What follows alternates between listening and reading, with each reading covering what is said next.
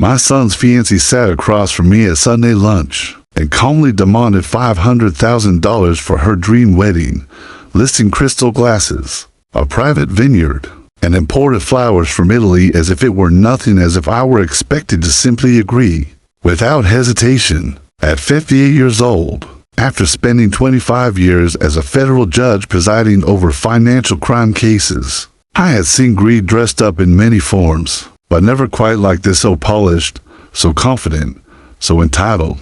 I didn't argue. I didn't question her. I simply smiled, lifted my glass, and listened. That's when my son Daniel suddenly slid a folded note into my hand beneath the table.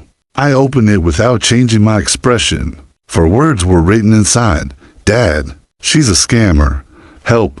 In that moment, the entire lunch transformed from a family gathering into something far more calculated. I kept my composure, nodded politely as Vanessa continued describing her extravagant plans, and paid the bill without hesitation. To her, it must have felt like victory. To me, it was the beginning of an investigation. That evening, I sat alone in my study, the same room where I had spent decades reviewing evidence, analyzing patterns, and uncovering the truth behind carefully constructed lies. Old instincts don't fade, they wait. I began with the basics. Vanessa Carter. Her online presence was immaculate to immaculate. Photos of luxury dinners, curated vacations, and perfectly framed moments that lacked the natural inconsistencies of a real life. That was my first red flag. Real lives leave behind imperfections. Fabricated ones do not. So I went deeper, pulling public records, archived documents, and cross-referencing identities. It didn't take long before the cracks began to show. Vanessa Carter had once been Vanessa Collins, and before that, Vanessa Hayes. Different names, different cities, same face. Each identity connected to a separate engagement announcement. Each one ending the same way: no wedding, no closure, just disappearance. The pattern was unmistakable. I contacted Frank Delaney, a private investigator I had worked with on multiple cases during my years on the bench. He didn't ask unnecessary questions. Within 48 hours, he confirmed what I already suspected. Vanessa and her mother Lorraine had been running a long-term engagement scam, targeting financially stable men, building trust quickly, and then applying pressure for large sums of money under the guise of weddings or joint investments. Once the money was secured, they vanished, leaving behind confusion, embarrassment, and victims who often chose silence over exposure. The estimated total they had extracted over the years exceeded $3 million. It was methodical, disciplined, and designed to stay just within the boundaries of deniability. But like all scams, it relied on one critical assumption: that their targets wouldn't fight back.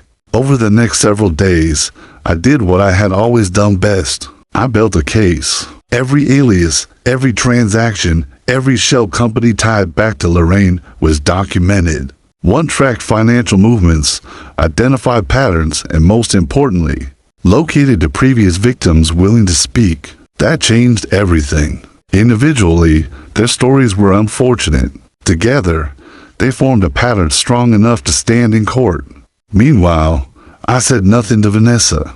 I let her believe everything was proceeding exactly as she had planned. She called twice to discuss wedding logistics, each time growing more confident, more assured that the money was within reach. I played along, offering just enough engagement to keep her comfortable, never enough to raise suspicion. A week later, I invited Vanessa and Lorraine to my home, under the pretense of finalizing the financial arrangements. They arrived dressed for success, poised, confident, already celebrating a victory they hadn't yet secured.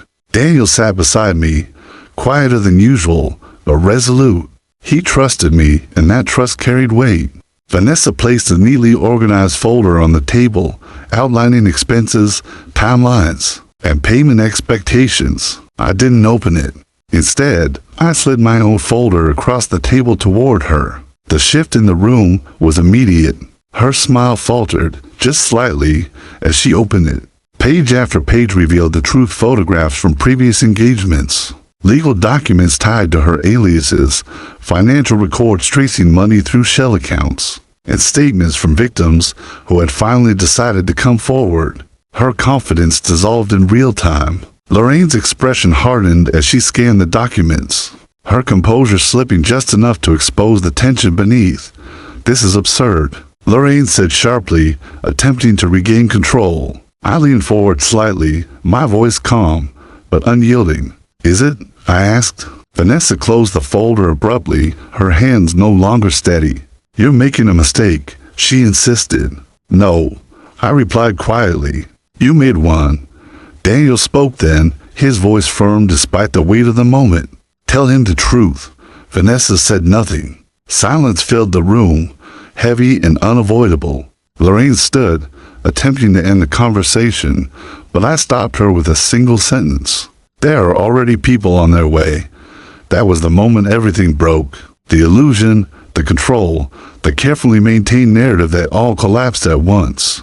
Minutes later, the front door opened and authorities stepped inside, accompanied by a representative from the district attorney's office. Vanessa stood frozen, her earlier confidence replaced by something far more fragile. "You can't prove anything," she said, though her voice lacked conviction. I placed one final document on the table, signed statements from the victims, corroborated and detailed. Patterns, when repeated enough, become evidence, and evidence, when presented correctly, becomes undeniable. "This isn't over," she said as they approached. "No," I replied evenly. "It's just beginning."